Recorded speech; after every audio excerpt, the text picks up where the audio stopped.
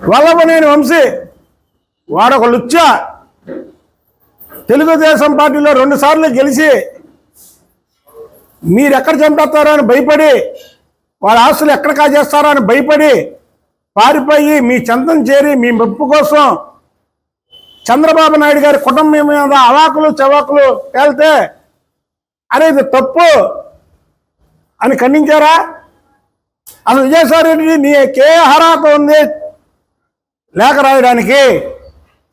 నీ ఇంట్లో నీ పక్కన కొడాలి నాని అనే ఒక పిల్లి, వల్లభనేని వంశీ అనే ఇంకో పిల్లి, ఈ 2 పిల్లిలు అటు ఇటు కూర్చొని లోకేష్ బాబు గారు ఏదైతే విద్యార్థులతో జూమ్ మీటింగ్ నిర్వహిస్తే ఆ జూమ్ మీటింగ్లో నీ సారథ్యంలో ఈ కొడాలి నాని వల్లభనేని వంశీ జూమ్ మీటింగ్లోకి వస్తే ఖండించలేదే?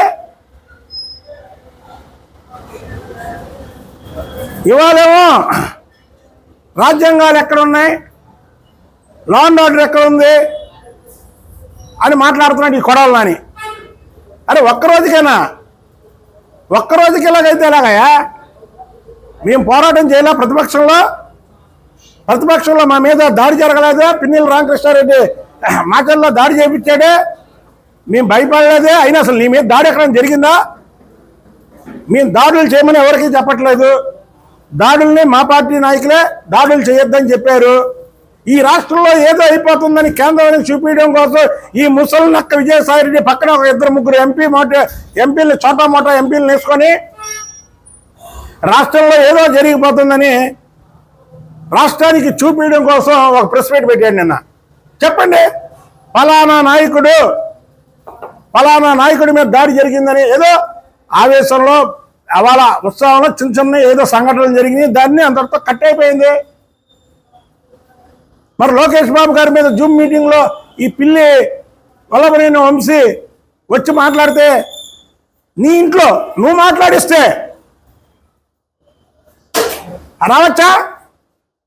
ఇప్పుడు లోకేష్ బాబు గారు ఇప్పుడు మాట్లాడతాడు జూమ్ మీటింగ్లో, నువ్వు నీ పిల్లి కొడాలి నాని ఇంకో పిల్లి వల్లభనేని వంశీని అటు ఇటు పెట్టుకొని ఇప్పుడు రండి మాట్లాడండి. అంటే ప్రభుత్వం ఉంటే ఒకలాగా, ప్రభుత్వం లేకపోతే ఇంకొకలాగా. మీరే ధైర్యవంతులే, ప్రభుత్వం ఉన్నా లేకపోయినా పోరాటం చేయాలా?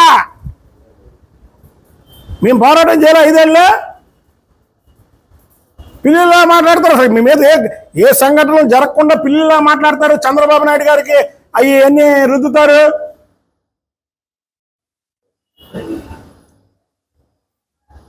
విజయసాయి రెడ్డి అనే వ్యక్తి ఒక లుచ్చ, ఉత్తరాంధ్ర అంతా దోచేశాడు.